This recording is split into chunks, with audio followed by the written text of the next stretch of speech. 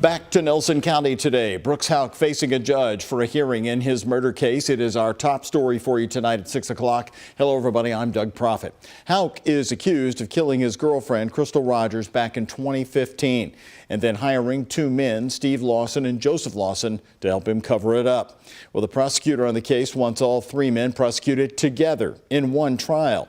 But today, Houck's attorney presented evidence that he says proves that combining those trials would be unfair to Brooks Houck and ultimately end with an appeal. Shay McAllister and photojournalist Jessica Farley are reporting from the Nelson County Courthouse. Today's hearing here in Nelson County boils down to this. Brooks Houck's attorneys say that Steve Lawson is the prosecution's star witness, the man who brings the whole story together, describing who killed Crystal Rogers and how it was covered up.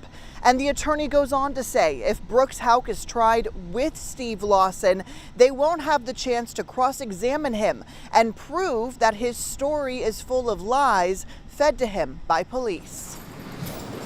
Inside the Nelson County courtroom, Brooks Houck was brought in wearing shackles and a black and white jail jumpsuit. His girlfriend, sister, and mother waiting for him just 2 rows back. Prosecutor Teresa Young opened up the hearing, listing the 3 big reasons her team believes the men in this case should be tried together. That's consistent testimony, the cost on taxpayers, and the trauma of reliving the case on the victim's family. That family, Crystal Rogers' mother, children, and a team of supporters sat stoically behind the prosecution. They've openly shared that very fear, that hearing the details of her death once will be hard enough, but to have to hear it 3 times would be almost unbearable. All the co-defendants are charged out of the same set of facts and the same set of circumstances, the murder of Crystal Rogers. And then Houck's attorney, Brian Butler, approached the podium. Mr. Houck did not commit this crime, and that Steve Lawson is lying.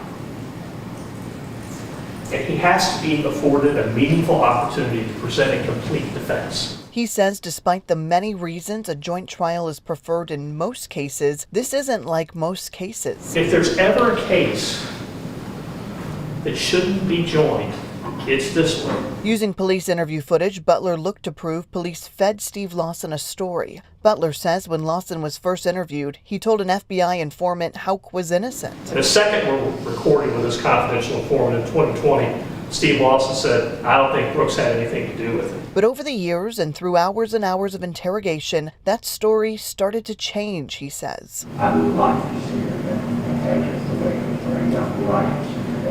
Butler says when Lawson's answers didn't line up with the detective's story, they would redirect him. The problem with this is the court knows. The detectives in their minds have decided what they believe the truth is. They say it in their interviews. We're not supposed to feed you stuff. They know better than this. My guess is there's so much pressure to solve the case. They want to solve it so bad, in their mind they're doing the right thing. Butler argues if the cases are tried together, Lawson won't be called to testify, meaning Houck's team won't have a chance to cross-examine him, revealing the police interrogation tactics and make a case that Lawson was fed lies. After an hour of police interrogation footage, the prosecutor returned to the podium, stating simply, they never planned to use that footage at the trial. It makes no sense to me why you need a separate trial in order to explain statements that are not coming in against your client. They simply are not going to be utilized. She went on to call the attorney's argument, quote, clear as mud, before handing the case back to the judge. Judge Charles Sims said he will make a judgment after the next court hearing set for later this month. Well, something we expected to come up today that didn't is the location of this 2025 trial.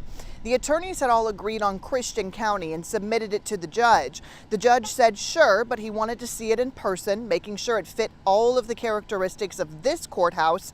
Well, we're told when he took that trip, he wasn't quite pleased with it. They're not ruling Christian County out, but they are looking for other options. That's something that we could have come up in court later this month. In Nelson County, I'm Shay McAllister, WHAS 11 on your side. Now, here's some of the other important court dates coming up in this big case. Joseph Lawson is expected to be back in court in a few days. That's July 18th for a status conference. Steve Lawson has a court date then set for August 8th, where he is expected to clarify for the judge if he wants to use or exclude interviews between himself and police.